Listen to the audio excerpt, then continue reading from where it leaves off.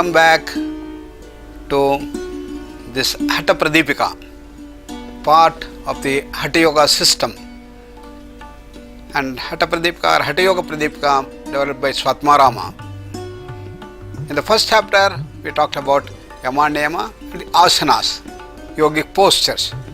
In the second chapter, Swatmarama talks about the kriyas, the shat karma and the pranayama. And it's very well known that the 6 kriyas essentially help to cleanse the inner systems. We all take bath, we wash our face, brush our teeth. These are all external cleansing that takes place on a daily basis. But in yoga, we have to cleanse the inner things as well. And that is what the Shat Kriyas talk about. How to cleanse the inner system through the technique. Therefore, Kriyas are essentially cleansing techniques, purification techniques of the inner thing, the gross level that we have. Kriyas in general are cleansing practices like brushing of the teeth, etc. But the yogic kriyas are internal cleansing techniques, as I mentioned. According to Hatha Yoga Pradipika, Meda Shleshmadhikaha Purvam Shat Karmani Samacharet Anyasto Nacharet Tani Doshanam Samabhavataha. It is said. That means you have to do the internal cleansings. Why? Because in the modern lifestyle, we have accumulated a lot of dirt and imbalances at several levels, at the body level. And because of these things, our doshas have increased. Vata, Kapha, Pitta and Kapha doshas, similarly Tamas, Rajas, Sattva have started blowing up more of Tamas and Rajas. Therefore, it has become very necessary to cleanse our system right from the beginning. Therefore, Hatha Yoga prescribes that we have to use the Shat Karmas. So when fat or mucus is excessive, the Shat Karma, the 6 cleansing techniques should be practiced before pranayama. Others in whom the doshas, that the Vata, Pitta, Kapha are balanced, they need not do them. That is the prescription of the Hatha Yoga. So the objectives are essentially cleansing the system, develop the inner awareness, and desensitize the possible hypersensitive reactions. These are the objectives of the Kriya dimension. The first and the foremost is that our laziness, lethargy will all be removed by this process, and it opens up our dimension, and we develop the willpower and confidence to do that, and it builds stamina and forbearance capacity. These are all the dimensions that are associated with Hatha. Okay, which are the 6 kriyas? Trataka is the thing that is used for the eyes. Neti for the nasal tracts, the left and the right, and so on. Kapalabhati is for the respiratory tract down to the lungs. Then Dhauti is for the stomach inside. And the outside abdominal muscles, we have Navli. And the lower one is the Basti, that is for the colonic region, for the colon. We have to cleanse the inner colon. So this is how the entire system from starting with the eyes down to the colon can be cleansed by these beautiful techniques that have been developed by Swatmarama. So Dhautihi, Bastihi, Tatha, Netihi, Tratakam, Naulikam Tatha, Kapalabhati, Iti Etani Shat Karmani Prachakshate. This is how Swatmarama describes about the 6 kriyas. So now take to Trataka, that's for the eyes. So Neti for things. So what do we do in the Trataka? So I fix a lamp, oil fed lamp, and keep about 5 feet from your eyes at the same level. If you're sitting down, put it at that level. And then go on watching without winking or blinking. And close the eyes and do complete palming. This gives deep relaxation to the eyes. When you are focusing the Trataka continuously, then there is going to be a focusing that is taking place, there is a stimulation that is occurring, and there is going to be strenuous for the eyes. So this has to be released by doing the palming so that your eye muscles will completely get relaxed. The center of the palm should go on the eyeball, so no pressure on the eyeballs come, but the surrounding area will be completely pressed. This is the thing that we have to do. And Trataka has wonderful results. It can deal with many of the eye problems, short sight, long sight, astigmatism, squint, initial stages of cataract. We have been able to do that very effectively for a large number of people.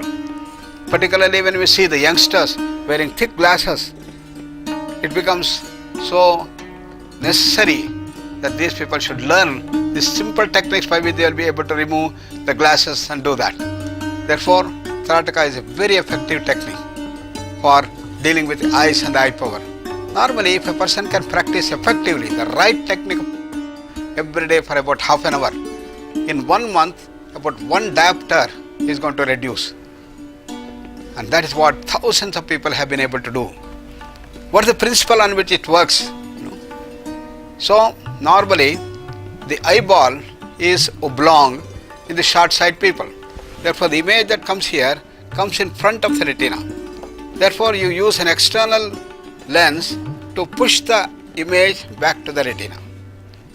So, why this has happened? Because the eyeball has distorted itself longer than what it should be.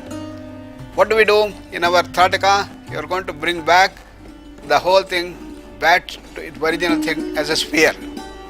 And this can happen by the recti muscles being used to bring this thing. So there are techniques which one has to learn to see that this happens, thereby it works.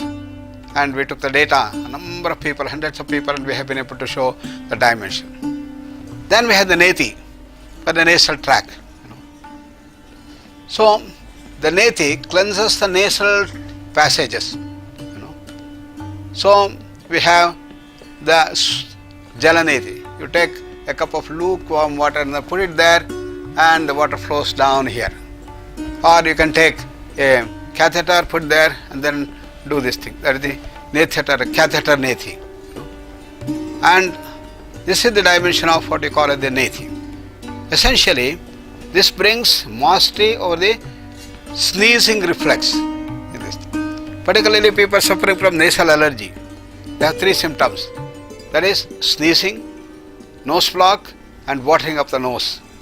This all occurs due to the excessive hypersensitivity of the nasal areas, nasal mucosa. So, what is the solution?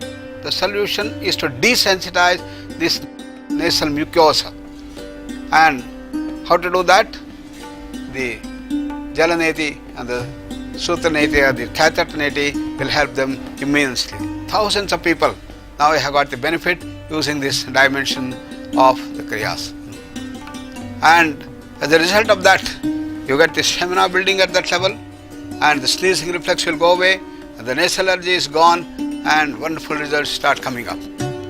So initially you start with the lukewarm saline water to match the body fluid. Then you do the lukewarm water without salinity. Then you go to the next step of cold water, and that cold water will desensitize more and more. And people use an irritant like a drop of honey into the water and then use that. These are all varieties of jalaneti. Similarly, use a catheter which goes there and then start doing this thing. Slowly rub that and then do a little faster, and thereby you will be able to desensitize the nasal mucosa. So this is how you have the graded approach for increasing the stamina of the nasal mucosa and to desensitize more and more dimension.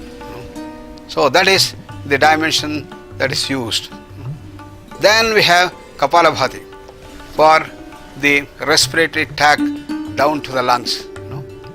So in Kapalabhati, we have to cleanse the respiratory tract, and thereby you develop the necessary thing. As the name indicates, Kapalam Bhati iti Kapala Bhati. It is to shine the skull. Stimulation of the brain cells takes place.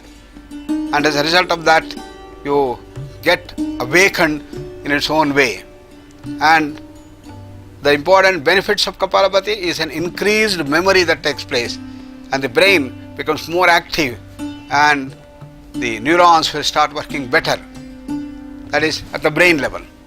And at the respiratory tract level, the entire tract from the nose down to the lungs, the entire respiratory tract will get desensitized, and the oversensitivity which may be there may cause the bronchial asthma can all be normalized in the whole process dimension.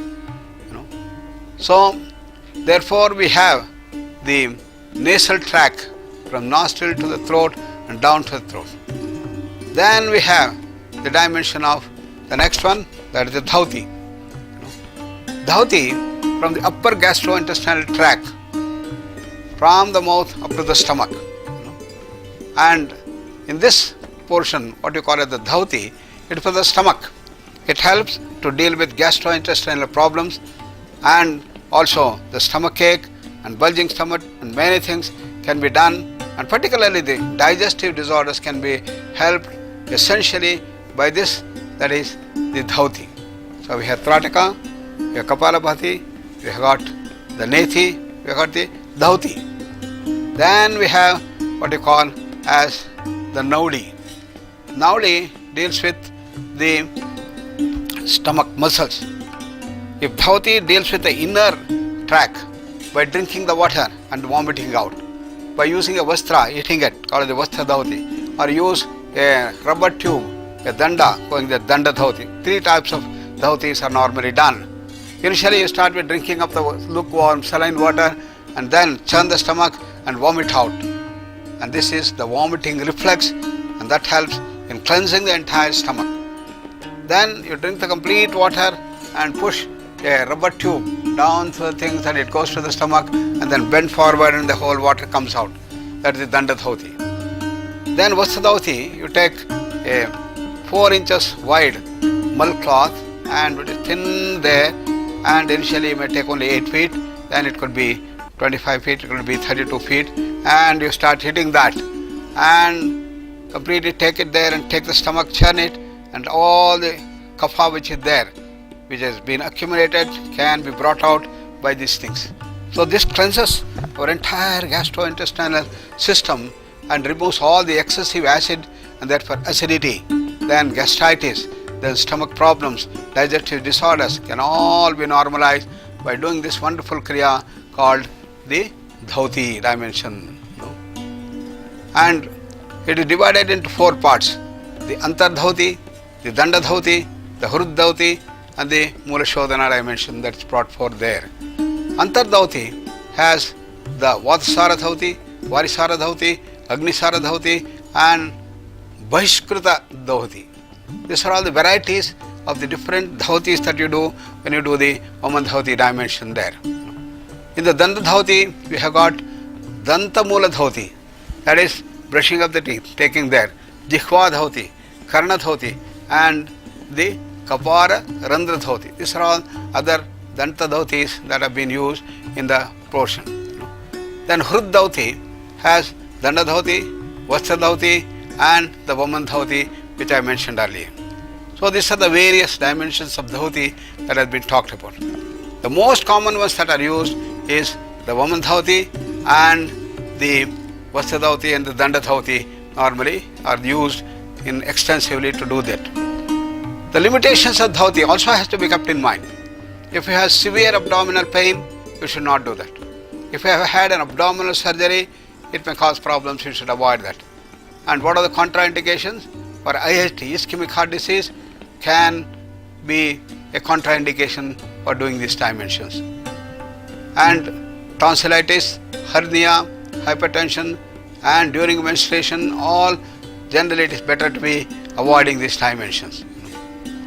The benefits of dhauti, according to Hatha Yoga, is that it is going to remove the kapha which is there, the kapha dosha, kapha rogascha, Vimshatihi. All these kapha doshas and this thing can be cleansed. And that is dhauti karma prabhavena prayantyante, it is said.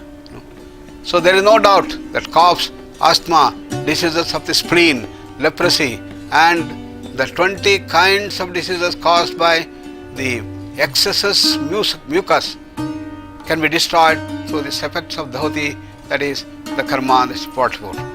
So the other benefits are it promotes function of the stomach and good appetite, and for flatulence and dyspepsia it's very useful. It removes hyperacidity and the bad breath in the dimension that's brought about, and it removes the excessive cough which is coming up, and the old bile and the mucus and the toxins are removed by the whole process. So it develops the power of confidence, and it is very, very useful for asthma and bronchitis as it stimulates the Udana prana that brings about this dimension. Then we have the fifth one, the Nauli, that is the abdominal muscles. Most people cannot do this Nauli in the beginning, therefore we do Agnisara. Agnisara, initially you breathe out and suck the stomach inside and pull it out, in and out, in and out, in and out, in the breath out condition. That's called the Agnisara that we have dimension.